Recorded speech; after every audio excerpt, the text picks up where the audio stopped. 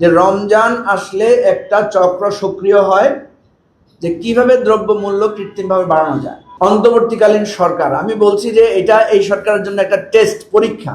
এবারে রমজান ঈদ সব মিলিয়ে মানুষ একটা ভিন্ন টাইপের রমজান আরামদায়ক ইবাদত বন্দেগী করার শান্তিপূর্ণ একটা সময় অতিবাহিত করবে। এই পরীক্ষায় যদি আপনারা পাশ করতে না পারেন তাহলে আমরা ধরে নেব আপনাদের অধীনে একটা নির্বাচন চালানো, সুষ্ঠু নির্বাচন করা সম্ভব না।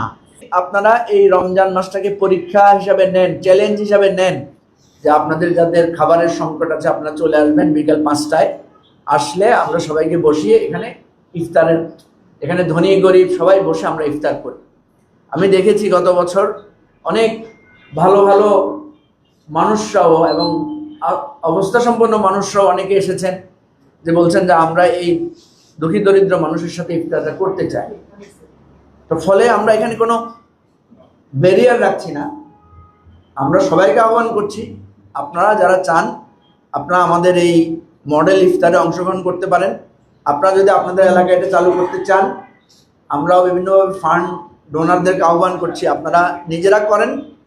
কেউ যদি মনে করেন যে না আমি আয়োজন ঝামেলার ব্যাপার আয়োজন করতে পারবেন না, তারা যদি মনে করেন যে খাবার ডোনেট করতে পারেন, তারা যদি মনে করেন যে না আমি আর্থিকভাবে ডোনেট করব, সেটাও করতে পারেন। আমরা এই মডেলটাকে আস্তে আস্তে ছড়িয়ে দিতে চাই। কেউ যদি মনে করেন যে আমার টাকা আছে কিন্তু আইডিয়া নাই, আমরা আইডিয়াও দিতে পারি। আমাদের মূল লক্ষ্য হচ্ছে যে একটা স্বাস্থ্যসম্মত পুষ্টিকর খাবার যাতে একজন দরিদ্র অসহায় মানুষ যিনি এই ফুড সাপ্লিমেন্টটা বা কমপ্লিটলি ফুডটা খেতে পারেন না, তিনি যাতে খেতে পারেন, এই আয়োজনটা আমরা কনসেপ্টটা করছি।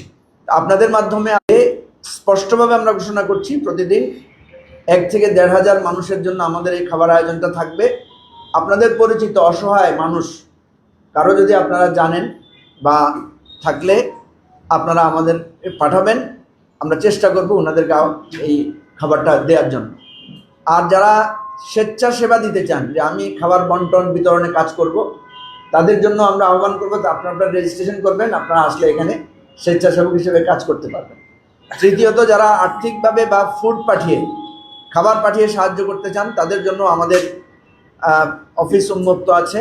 আমাদের সেন্ট্রাল ফান্ড জেনারেশনের যেই কমিটি আছে তাদের সাথে যোগাযোগ করলে ব্যাংক অ্যাকাউন্ট বা আদার্স যে কোনো মাধ্যমে আপনারা ফান্ড রেইজে আপনারা হাত মেলাতে পারেন। প্রিয় ভাই ও বন্ধুগণ, যে কথাটি আমি প্রথমে বলেছিলাম যে রমজান আসলে একটা চক্র সক্রিয় হয় যে কিভাবে দ্রব্যমূল্য কৃত্রিমভাবে বাড়ানো যায়, এবং আরেকটা চক্র সক্রিয় হয় কিভাবে জননিরাপত্তা বিঘ্নিত করে মানুষের জনজীবনকে ক্ষতিগ্রস্ত করা যায়। এই প্রত্যেকবারে আমরা দেখেছি এইগুলোর পেছনে যারা জড়িত থাকে এরা সরকারি দলের লোক হয়। সরকারি দলের প্রশ্রয়ে কিংবা সরকারি দলের কোনো না কোনো ধরনের ইনডাইরেক্ট ডাইরেক্ট প্রশ্রয়ে সহযোগিতায় এই ধরনের চক্র, অপরাধী চক্র এবং দ্রব্যমূল্য বৃদ্ধির চক্র কাজ করে। এবার একটা ইউনিক টাইম আমরা পেয়েছি যেখানে কোনো রাজনৈতিক দলীয় সরকার না, এটাকে আপনি নিরপেক্ষ সরকারও বলতে পারেন, আবার এটাকে সর্বদলীয় সরকারও বলতে পারেন। এটা কোনো পার্টিকুলার দলীয় সরকার না। ফলে এবার আমরা প্রত্যাশা করছি, এটা স্বাভাবিক আমাদের প্রত্যাশা, যে এবার এই ধরনের কোনো সিন্ডিকেট হবে না, এবার এই ধরনের কোনো মানুষের চুরি ডাকাতি রাহাজানি এগুলো হবে না। অর্থাৎ এবারের রমজানটা হবে অতীতের 10, 15, 20 বছরের ইতিহাসে সবচেয়ে শান্তিপূর্ণ রমজান, যেখানে মানুষ শান্তিপূর্ণভাবে ইবাদত বন্দেগী করে রমজানের যে পবিত্রতা, রমজানের যে শান্তিপূর্ণ সময় সেটা রক্ষা করতে পারবে।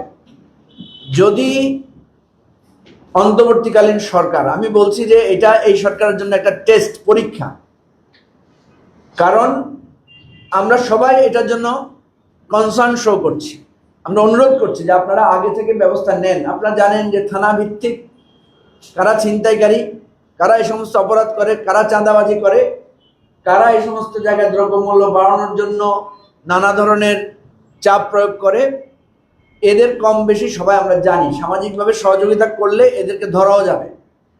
সুতরাং আমরা সরকারকে বলবো এই জায়গায় অত্যন্ত কঠোর একটা অবস্থান আপনারা নেন।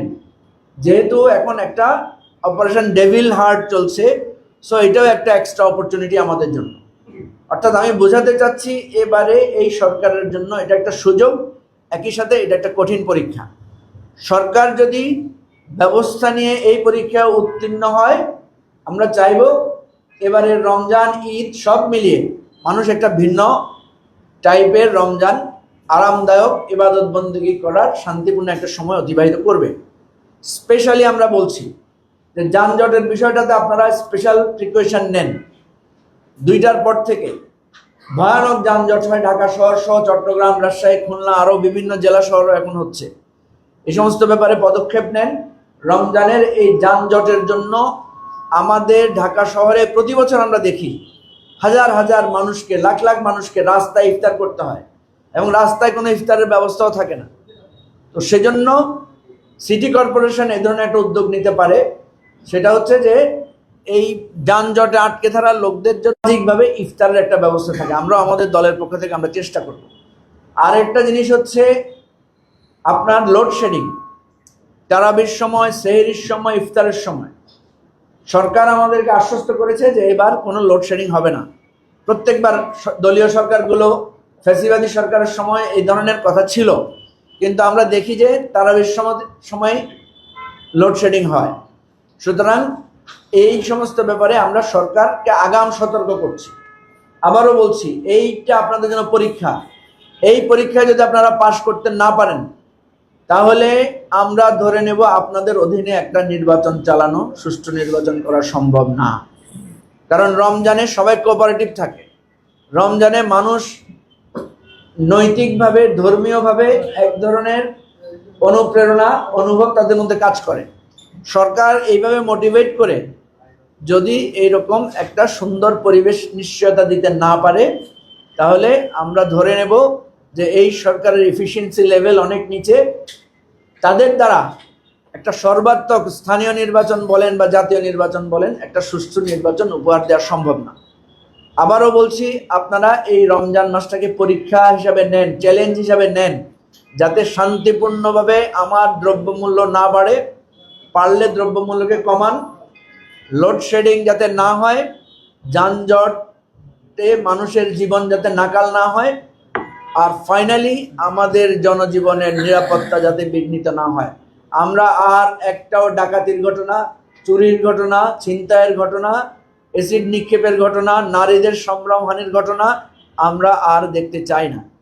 প্রিয় দেশবাসী বন্ধুগণ, আসুন রমজান যাতে আমরা সবাই শান্তিপূর্ণভাবে, যেই ভাব গাম্ভীর্যপূর্ণ পরিবেশে আমরা যাতে উদযাপন করতে পারি, আমরা যাতে একে অপরের প্রতি সহমর্মী হই, সহনশীল হই, আমরা যাতে তাকওয়া, আত্মশুদ্ধি অর্জন করতে পারি, আমরা যাতে অন্যান্য ধর্মের লোকদের অধিকারের প্রতি স্মরণ থাকতে পারি, সহনশীল হতে পারি, শ্রমিকদের জন্য আমাদের যারা আমাদের অধীনস্থ কাজ করে তাদের প্রতি যাতে আমরা দয়ার্দ্র হতে পারি, সর্বোপরি অসহায় মানুষের জন্য যাতে আমাদের হৃদয়টা প্রশস্ত হয়, আমরা নিজেরাও যাতে চেষ্টা করি আমাদের আত্মীয় স্বজন, অসহায় লোকদেরকে আমরা যাতে সহযোগিতা করতে পারি। এটাই আমাদের পবিত্র রমজানের আহ্বান। আপনাদের সবাইকে আমরা রমজানের শুভেচ্ছা জানাচ্ছি। দেশের রাজনৈতিক স্থিতিশীলতার জন্য এটা যাতে একটা উপলক্ষ হিসেবে আমরা এটাকে কাজে লাগাই।